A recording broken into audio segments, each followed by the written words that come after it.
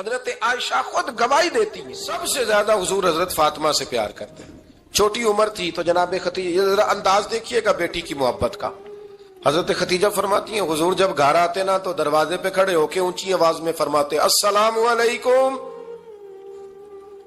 کہتے حضور نہ سلام لیتے، میں جواب دیتی اپنے گھر حضور آئے ہیں، پر نبی پاک دروازے پہ ہی کھڑے ہیں.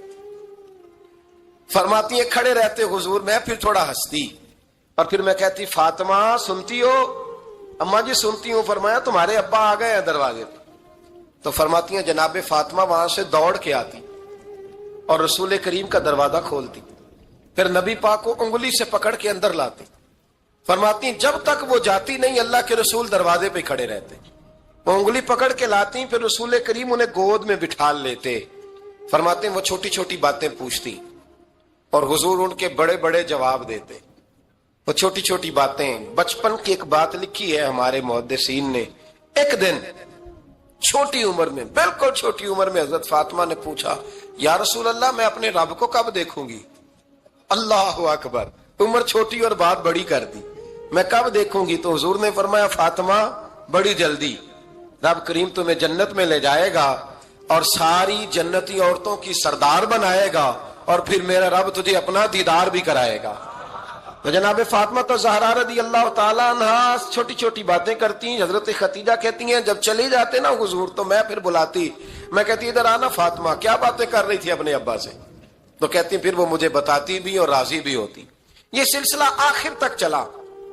یہ حضرت فاطمہ سے راز کی باتیں کرنا حضور کا آخر تک چلا. بخاری مسلم میں حدیث، وہاں راوی حضرت خدیجہ ہے، یہاں راوی حضرت عائشہ صدیقہ ہے. جناب عائشہ صدیقہ کہتی ہیں حضور کے وصال ظاہری سے کچھ دن پہلے خود نبی کریم علیہ السلام نے حضرت فاطمہ الزہرا کو بلایا، اور جب وہ آئیں تو کہتی ہیں ان کو میں نے آتے دیکھا تو میں نے پھر حضور کو ان کے استقبال کے لیے کھڑے ہوتے بھی دیکھا. پھر حضور نے ان کا ماتھا چوما، جہاں بیٹھے تھے وہاں بٹھایا، پہلو میں بیٹھ گئے اور فرماتے ہیں پھر باپ بیٹی باتیں کرنے لگے. میں کوئی چیز بنا رہی تھی تو جناب عائشہ کہتی ہے میں نے دیکھا کہ حضور نے ان کے کان میں کوئی بات کہی تو جناب فاطمہ رونے لگ گئی. پھر حضور نے کان میں کچھ کہا تو وہ مسکرانے لگی. کہتی ہیں حضور وہ بات کر کے تشریف لے گئے، فاطمہ ابھی بیٹھی تھی، میں آئی، میں نے آ کے کہا کہ فاطمہ بتاؤ نبی کریم علیہ الصلوۃ والسلام نے آپ سے کیا کہا؟ کبھی ہنستی تھی کبھی روتی تھی. تو فرمایا حضور نے منع کیا ہے، یہ میرا اور میرے نبی کا راز ہے، میں حضور کی حیات ظاہرہ میں یہ بات کسی کو بتا نہیں سکتی. فرماتی ہیں کہ فاطمہ سے تو میں نے پوچھ لیا پر حضور سے پوچھنے کی تو ضرورت ہی نہیں تھی نا، لیکن وہ راز کی بات تھی. کچھ دن گزرے تو حضور بیمار ہو گئے، پھر کچھ دن گزرے تو حضور کا وصال ہو گیا. فرماتے ہیں کچھ عرصے کے بعد میں سیدہ فاطمہ الزہرا سے ملی تو میں نے کہا فاطمہ وہ بھید کھول تو دے، آج تو کھول دے وہ راز کیا تھا. آپ کو بلایا گیا، پھر آپ آئیں، پھر حضور نے بات کی، پھر نبی کریم علیہ السلام کے بات کرنے پر کبھی آپ روئیں کبھی آپ ہنسی، تو یہ کیا تھا؟ تو کہتی ہیں جناب فاطمہ پھر رونے لگی، کہنے لگی ہاں اماں جی اب میں پردہ کھول دیتی ہوں، اب میں راز بتا دیتی ہوں. حضور کا وصال ظاہری ہو گیا. فرمانے لگی مجھے حضور نے بلایا اور میرے کان میں فرمانے لگے فاطمہ وقت تھوڑا رہ گیا ہے، اب تیرے والد نے جانے کا پروگرام بنا لیا ہے، اب نہ ٹائم آ گیا ہے بچھڑنے کا. فرماتی ہیں جب میں نے یہ بات سنی تو میں رو پڑی، حضور آپ بچھڑ جائیں گے؟ کہتی ہے میں روئی. ذرا حدیث کے جملوں پہ غور کرنا. ماتی تھوڑی دیر گزری تو حضور نے میرے کان میں کہا فاطمہ پتر رو نا، بیٹے رو نا، میرے جانے کے بعد جو سب سے پہلے میرے پیچھے آ کے مجھے ملے گی نا بیٹی وہ تو ہی ہوگی. اللہ کرے میں سمجھا سکوں آپ کو بات. جب کہا نا کہ میں وصال کروں گا تو رو پڑی، اور جب کہا نا میرے بعد تیرا بھی جلدی وصال ہو جائے گا تو حضرت فاطمہ نے ہنسنا شروع کر دیا. کیا پیار ہے میرے محبوب علیہ الصلوۃ والسلام کے ساتھ جناب فاطمہ کا. ان کے وصال کی خبر سنی تو رو پڑی اور اپنے کی سنی تو ہنس پڑی. اور پھر حضور نے کہا فاطمہ تجھے یہ بھی پتا ہے نا کہ اللہ تجھے جنتی عورتوں کا سردار بنائے گا، یہ بھی تجھے پتا ہے. تو جناب فاطمہ الزہرا کے ساتھ شروع سے لے کر آخر تک میرے رسول کریم علیہ السلام کی محبت رہی، پیار رہا. اور جناب فاطمہ کا جو حضور سے پیار تھا، چھوٹی سی عمر تھی حضرت فاطمہ کی جب حضرت خدیجہ وصال کر گئی. تو کسی نے کہا فاطمہ سب سے پہلے گھر سے کب نکلنا ہوا؟ تو بخاری مسلم میں حدیث ہے، اللہ کے نبی نا بیت اللہ شریف کے سامنے سجدے میں تھے تو ابو جہل کو شرارت سوجی، شرارت۔ اس نے کچھ لوگوں سے کہا، عقبہ بن نبی معیط تھا، کچھ اور لوگ تھے، کہنے لگا میں ابھی رستے سے گزرا ہوں تو وہاں کسی نے اونٹ ذبح کیا ہے، تو اونٹ کی اوجڑی، آپ نے اوجڑی دیکھی ہے نا، جانور کی اوجڑی بڑی وزنی ہوتی ہے، اس میں گندگی ہوتی، اونٹ کی اوجڑی بڑی وزنی ہوتی تھی، کہنے لگا وہاں اونٹ کی اوجڑی پڑی ہے، وہ دیکھو نبی پاک معاذ اللہ سجدے میں ہے، تو معاذ اللہ ثم معاذ اللہ وہ اونٹ کی اوجڑی اٹھاؤ حضور کی گردن پہ رکھ دو۔ تھوڑا سا مشکل سے جمعہ پڑھنا پڑ جائے نا، اور تھوڑا سا مشکل سے پڑھانا پڑ جائے تو ہم دین کے بہت بڑے خدمت گزار بن جاتے ہیں۔ یہ دیکھو سجدے کتنی مشکل سے ہو رہے ہیں، یہ دیکھو سجدے کتنی مشکل سے ہو رہے ہیں، کتنی مشکل سے حضور کے سر انور پر اوجڑی رکھ دی۔ یہ وہ وقت ہے کہ نہ تو چچا ابو طالب ہیں جو پہنچ جاتے، نہ جناب ختیجہ ہیں جو بندوبست کرتی، تو کسی نے نا جناب ختیجہ کے دروازے کے سامنے منہ کر کے کہا کہ محبوب کے گھر والوں حضور کے سر اقدس پر اوجڑی رکھ دی ہے کسی، اور حضور سر اقدس اٹھاتے ہیں تو تکلیف محسوس کرتے ہیں۔ جناب فاطمہ کہتی پہلا دیہڑا تھا جب میں چہرے پہ کپڑا ڈال کے نا تو اپنے بابا کے لیے نکلی، فرماتی پہلا دن تھا، میں حرم کعبہ میں پہنچی، حضور کو سجدے میں دیکھا تو چھوٹے چھوٹے ہاتھوں سے میں نے اوجڑی نیچے گرائی، حضور بولے کچھ نہیں، نہ میں نے کوئی بات کی، میں نے حضور کی انگلی کو تھاما اور میں کنویں پہ لے آئی، حضور بھی نہیں بولے، جناب سیدہ فرماتی میں بھی نہیں بولی، حضور بیٹھ گئے اور میں کنویں سے پانی نکالنے لگی، میں حضور کی زلفیں دھوتی جاتی اور حضور روتے جاتے، زلفیں دھوتی جاتی اور حضور روتے جاتے۔ پھر حضرت فاطمہ نے جب حضور کی زلفیں دھو لی تو ہاتھ اٹھائے، کہا اے اللہ جنہوں نے میرے بابا کو تکلیف دی ہے نا ان کو برباد کر دے۔ میں رات روایت پڑھ رہا تھا مشکات سے تو میں حیران ہو رہا تھا کہ یہ عجیب منظر ہے، یہ عجیب منظر ہے کہ جب طائف والے پتھر مارے اور نبی کریم علیہ السلام سے حضرت زید بن حارثہ کہ حضور دعا کریں گے تباہ ہو جائے، تو نبی پاک کہ نہیں زید میں نے نہیں ان کے لیے تباہی کی دعا کرنی، یہ نہیں ٹھیک ہوتے تو ہو سکتا ہے ان کی نسلیں ٹھیک ہو جائیں۔ اور جب احد میں وہ لوگ پتھر مار کے دانت شہید کر دیں، حضرت ابوبکر صدیق جیسی ٹھنڈی طبیعت کا آدمی عرض کرے حضور دعا کریں یہ تباہ ہو جائے، تو حضور نے فرمایا اللہم اہد قومی فإنہم لا یعلمون، یا اللہ میری قوم کو ہدایت دے، یہ جانتے نہیں یہ کیا کر رہے ہیں۔ حضور نے کبھی بھی کسی کے لیے دعائیں ضرر نہ فرمائی، لیکن آج یہ عجیب منظر ہے، شاید یہ واحد وہ وقت ہے کہ جناب فاطمہ الزہرا نے جب کہا نا کہ اے اللہ انہیں برباد کر دے جنہوں نے آج میرے والد کو تکلیف دی ہے، حضرت فاطمہ کی دعا سن کے تو حضور نے بھی ہاتھ اٹھائے، کہا اے اللہ جیسے میری بیٹی کہتی ہے نا ویسے ہی کر دے، اللہ کر دے انہیں برباد، فاطمہ جیسے کہتی ہے ویسے، اللہ کرے آپ کو سمجھ آئے میری بات کی کہ وہاں جہاں شدید تکلیف دی گئی وہاں حضور نے کسی کے لیے ایسی دعا، اور یہاں فرمایا اللہ جیسے فاطمہ کہتی ہے ویسے، اللہ اکبر۔ حضرت عبداللہ ابن مسعود کہتے ہیں کہ وہ دعا بھی میں نے سنی، اور پھر میں نے ان سب لوگوں کو جن کے لیے جناب سیدہ نے دعا کی تھی ان سب کو پھر میں نے بدر میں کٹتے ہوئے بھی دیکھا، میں نے ان کی لاشوں پر گھوڑے چلتے ہوئے بھی دیکھے، پھر میں نے دیکھا کہ صحابہ انہیں گھسیٹ کر کنووں میں ڈال رہے تھے،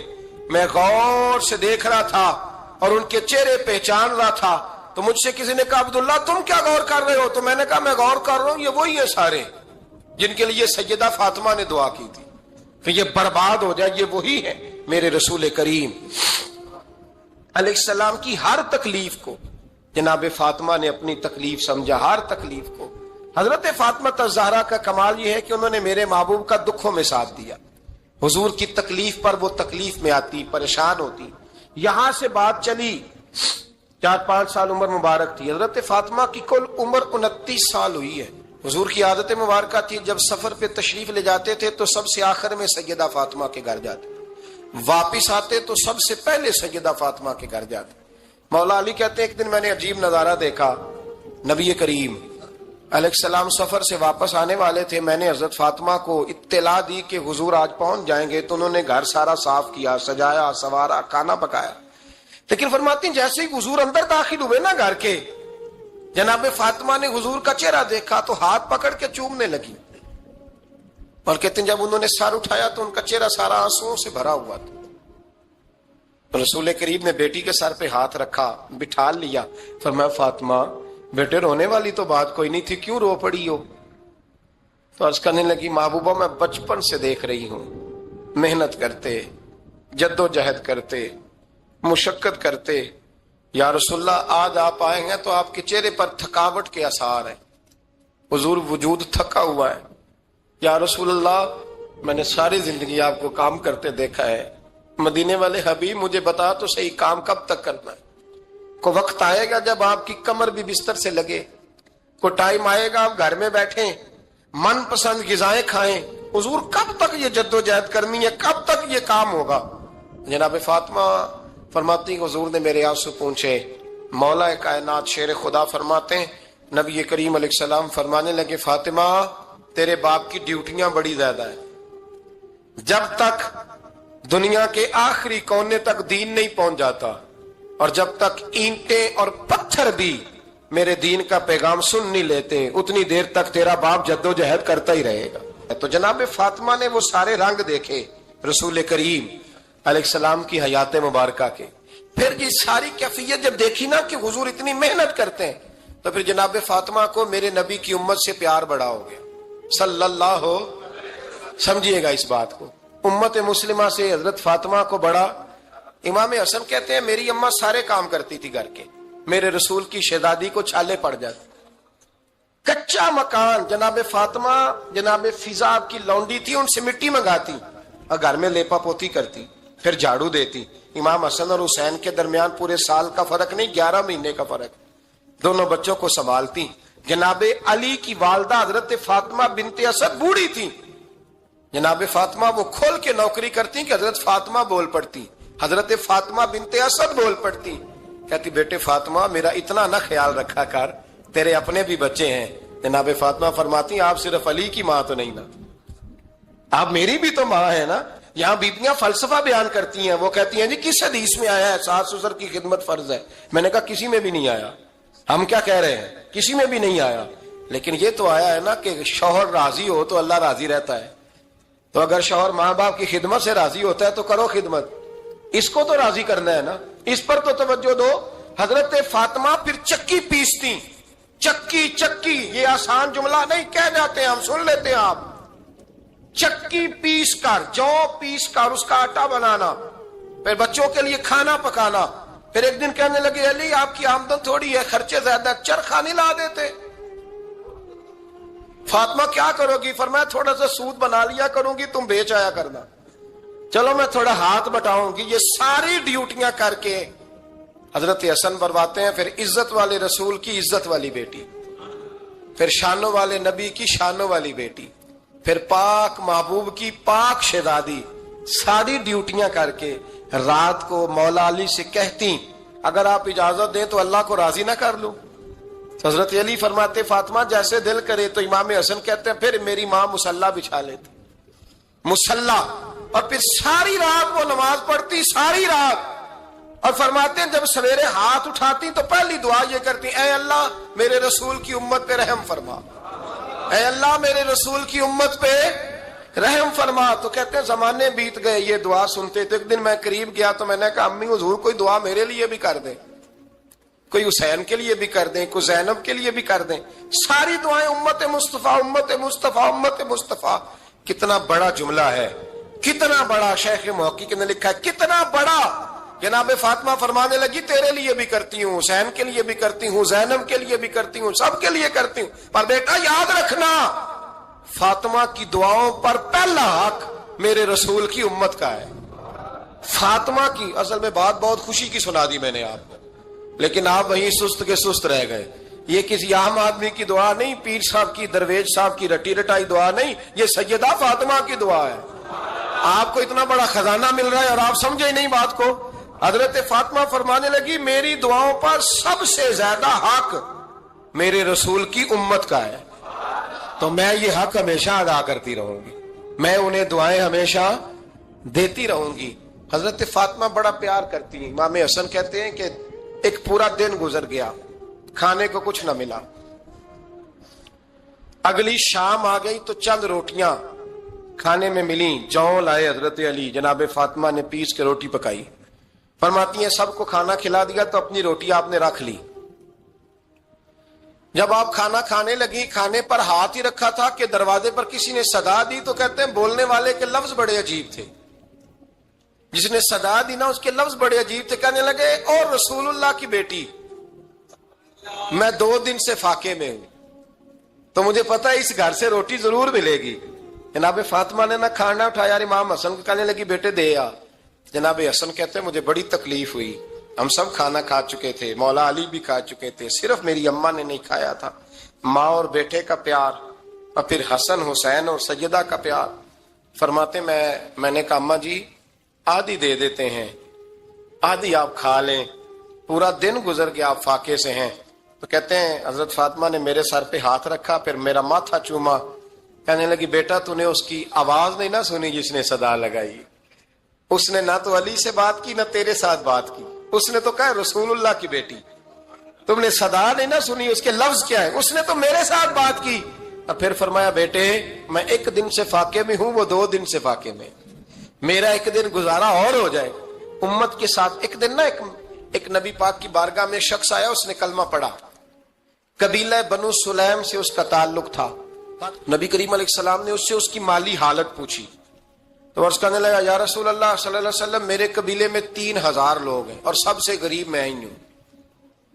نبی کریم صلی اللہ تعالی علیہ وسلم نے فرمایا اس کی مدد کرو بھائی. حضرت سعد بن عبادہ اٹھے تو انہوں نے نا اس کو کہا کہ میری اونٹنی باہر کھڑی ہے, تو یہاں سے اٹھ کے چل, میں اونٹنی تجھے دیتا ہوں. مولا علی شیر خدا اسی وقت اٹھے اور آپ نے اپنے سر سے امامہ شریف اتارا. فرمایا میں نے کل ہی خریدا ہے, یہ میں تمہیں تحفے میں دیتا ہوں. حضور نے نا حضرت سلمان فارسی کی ڈیوٹی لگائی. فرمایا اسے سواری بھی مل گئی, کپڑے بھی مل گئے, اس کے کھانے کا بندوبست کر, پتہ کر کس گھر میں کھانا ہے تو لا. حضرت سلمان فارسی کہتے ہیں میں گلی میں نکلا تو پہلی نظر میری سیدہ فاطمہ کے دروازے پہ پڑی. میں نے دستک دی, سیدہ فاطمہ اندر سے بولی کون ہے؟ میں نے کہا میں غلام سلمان فارسی. جناب فاطمہ تزارا سے میں نے عرض کی ایک بندہ آیا ہے, کلمہ پڑھا ہے, اور وہ کہتا ہے 3000 آدمی میرے قبیلے میں ہیں اور سب سے غریب میں ہوں. تو اماں جی اس کو مولا علی نے امامہ دے دیا ہے اور حضرت سعد بن عبادہ رضی اللہ تعالیٰ عنہ نے اونٹنی دے دی ہے. اب وہ حضرت فاطمہ فرما سکتی تھی کہ جب شیر خدا نے دے دیا ہے تو ہمارا تو حصہ پڑ گیا.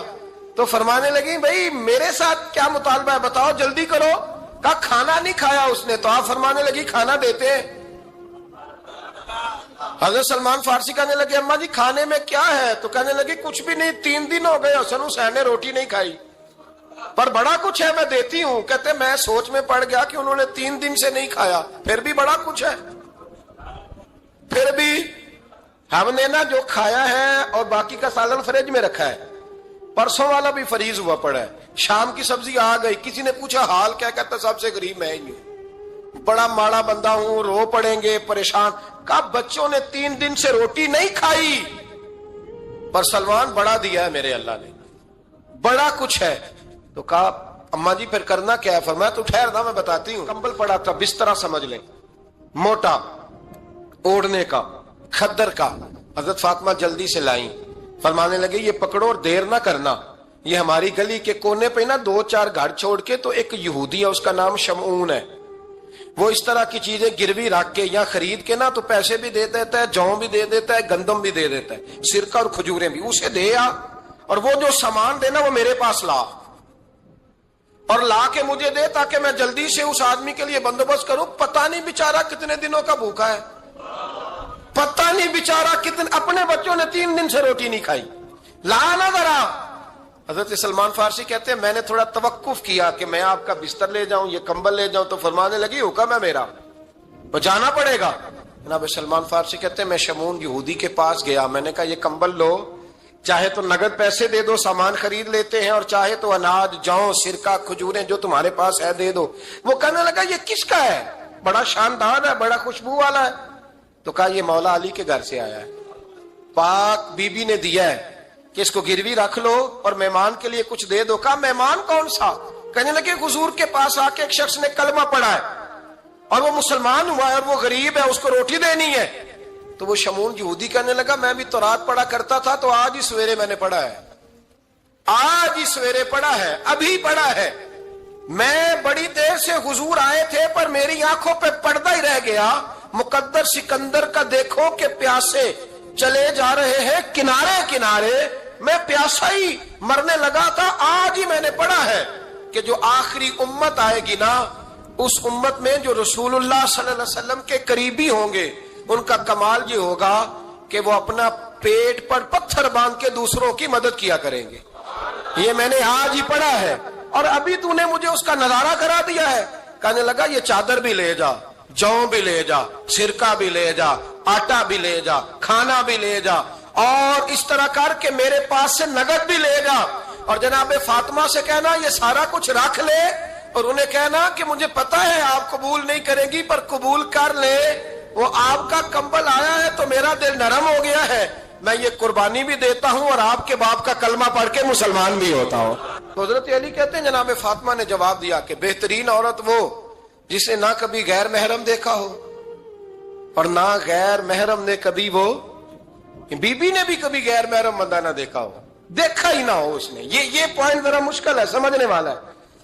تو حضرت علی کہتے ہیں میں وہاں سے گردن جھکائی اور بیچ آ کے بیٹھ گیا، بات ابھی جاری تھی۔ حضور نے فرمایا آتا ہے کسی کو جواب؟ تو کہتے ہیں میں نے ہاتھ کھڑا کیا، میں نے کو حضور آتا ہے، تو حضور مسکرا پڑے، فرمایا چل بتا۔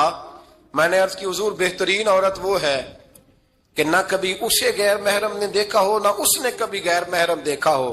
تو حضرت علی کہتے ہیں شاباش، مجھے ملنی چاہیے تھی نا۔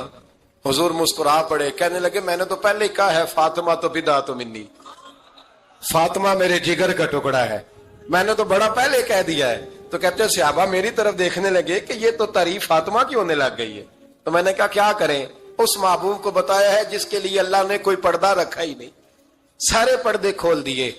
حضرت فاطمہ کے وصال کا وقت آیا، انتقال کا، تو حضرت اسماء بنت امیس کو بلایا اور بلا کے فرمانے لگی تو مجھے غسل دینا اور سوائے میرے شوہر مولا علی کے کسی اور سے مدد بھی نہ لینا۔ اور فرمانے لگی میں نے حبشہ کے بارے میں سنا ہے کہ وہاں جب بیویوں کا جنازہ اٹھتا تھا تو وہ لوگ چارپائی کے اوپر یوں کر کے اس طرح کر کے لکڑیاں لگاتے تھے، نیچے باندھ لیتے تھے اور لکڑی میں لچک ہو تو اوپر جا کے پھر اس کو باندھ دیتے تھے تو پردہ بن جاتا تھا۔ فرمایا میں نے علی کو بتا دیا ہے، تمہیں بھی بتا رہی ہوں، جنازہ میرا رات کو اٹھانا اور لکڑیاں لگا کے نا تو اوپر پردہ کر لینا، میرے وجود پر پڑی ہوئی چادر پر بھی کسی کی نظر نہیں پڑنی چاہیے۔ رات کو جنازہ اٹھانا اور رات کو مجھے دفن کر دینا۔ مدینہ منورہ میں حضور کے وصال ظاہری کے 6 ماہ بعد جناب فاطمہ الزہرا کا جنازہ اٹھا تو مسجد نبوی شریف سے ایک شخص اپنی داڑھی آنسوؤں سے بھگوتا ہوا نکلا۔ حضرت ابوبکر صدیق نے کھڑا کر کے پوچھا کیوں نبی پاک کے چچا عباس روتے کیوں ہو؟ حضرت عباس کہنے لگے پہلے حضور گئے تھے، اب نبی پاک کی تصویر بھی چلی گئی۔ کیا ہوا؟ کا جناب فاطمہ کا وصال ہوا، پھر سے ایک دفعہ مدینے میں رات آئی، پھر سے شام ہوئی، پھر سے جنازہ اٹھا۔ شیر خدا علی المرتضی رضی اللہ تعالیٰ عنہ نے، حضرت عباس نے، حضرت قسم دین عباس نے، حضرت عبداللہ ابن عباس نے تدفین سے فارغ ہوئے۔ ایک روایت ہے کہ حضرت عباس نے جنازہ پڑھایا اور ایک مستند روایت ہے کہ حضرت ابوبکر صدیق نے جنازہ پڑھایا، اور جب جنازہ پڑھا کر کے باہر نکلے تو حضرت علی شیر خدا کی آنکھوں میں آنسو تھے۔ اتنے کالی روتے کیوں ہو؟ مانے لگے صرف فاطمہ نہیں گئی، مصطفیٰ کریم کی امت کے لیے دعائیں کرنے والا ایک بڑا ہاتھ رخصت ہوا ہے، ایک بڑا ہاتھ۔ جناب فاطمہ الزہرا نے 29 سال کی عمر مبارک گزاری۔ میں نے پہلے بھی ایک دفعہ یہ موضوع بیان کیا تھا تو میں نے بات کر دی تھی، کیونکہ میں نے نہیں کی، وہ بات کسی اور کی ہے، کرنی بڑی ضروری ہے۔ علامہ اقبال کہنے لگے، اسرار بے خودی میں لکھنے لگے کہ فاطمہ جو تو نے کیا ہے وہ کوئی نہیں کر سکتا۔ اقبال کہنے لگے فاطمہ جب تجھے دیکھتا ہوں نا تڑپ اٹھتا ہوں۔ کہنے لگے اے فاطمہ میرے رسول کریم نے نا میرے پاؤں میں شریعت کی زنجیریں باندھ دی ہیں، اگر مجھے شریعت منع نہ کرتی، حضور پابند نہ کرتے تو میں کعبے کا طواف نہ کرتا، تیری قبر کا طواف کرتا۔ فاطمہ تو نے 29 سال میں وہ انقلاب برپا کیا، امت پر وہ رحمت کی۔ علی کے گھر کی ہے عزت، علی سے سنتے ہیں۔ نبی کے گھر کی ہے عزت، نبی سے سنتے ہیں۔ وہ جس نے معزز کیا گھرانے کو، حسین پال کے جس نے دیا زمانے کو۔ اور میرے اعلیٰ حضرت فرماتے ہیں سیدہ زاہدہ طیبہ طاہرہ۔ کبھی آپ اگلا فقرہ سنے نا تو بریلی کے امام نے حد کر دی، فرمانے لگے جان احمد کی راحت پہ لاکھوں سلام۔ جان احمد کہتے ہیں نبی پاک کی جو جان ہے وہ سیدہ فاطمہ ہے، اور صرف جان نہیں، یہ وہ والی حضور کی جان ہے جس سے نبی پاک سکون حاصل کرتے ہیں، راحت حاصل کرتے ہیں۔ جان احمد کی راحت پہ، اور اس کا ایک ترجمہ یہ ہے کہ نبی پاک کی جان کو سکون حضرت فاطمہ کی وجہ سے ملتا۔ جان احمد کی راحت پہ لاکھوں سلام۔ اور حضرت حسنین کریمین کا ذکر کرتے ہوئے فرماتے ہیں آب تطہیر سے جس میں پودے جمے۔ حضرت فاطمہ کے بارے میں کچھ روایتوں میں یہ آتا ہے کہ عورتوں کی طرح انہیں حیض نفاس نہیں آتا تھا، اللہ نے پاک پیدا فرمایا، اور مولا علی تو پہلے ہی پاک ہے۔ تو فرماتے ہیں یہ جو بچے ہوئے نا، یہ آب تطہیر سے جس میں پودے جمے۔ یہ بریلی کے امام کی محبت ہے سیدہ فاطمہ سے اور حسنین کریمین سے۔ کیا انداز ہے، کہنے لگے آب تطہیر سے جس میں پودے جمے، اس ریاض نجابت پہ لاکھوں سلام۔ اس ریاض، پتہ نہیں کہاں بیٹھ کے لوگ اہل بیت کی شان بیان کرتے ہیں، اہل بیت کی شان سننی ہے تو بریلی کے امام سے سنو۔ اس ریاض نجابت پہ کہتے ہیں حضرت فاطمہ صرف پاک نہیں، پاکیزگی کا پورا باغ ہے، پورا، یعنی ان کی چھاؤں بھی پاک ہے، ان کا سایہ بھی، ان کا پھل بھی، ان کی ٹہنیاں بھی، بولے تو صحیح یار، ان کی ٹہنیاں بھی، ان کی زمین بھی۔ اس ریاض نجابت پہ لاکھوں سلام، اس ریاض نجابت پہ لاکھوں سلام۔ سیدہ زاہدہ طیبہ طاہرہ، جان احمد کی راحت پہ۔ اے اللہ، رمضان کا جمعہ ہے، بڑے سارے لوگ موجود ہیں، ہم تیری بارگاہ میں التجا کرتے ہیں، اے عرش و فرش کے مالک، پاک رسول کی پاک بیٹی کا صدقہ امت کی ہر بیٹی پہ رحم فرما۔ آخر دعوانا الہام جانا ہے تیرا، قرآن امامہ ہے تیرا، منبر تیرا عرش بری، یا رحمت للعالمین، یا رحمت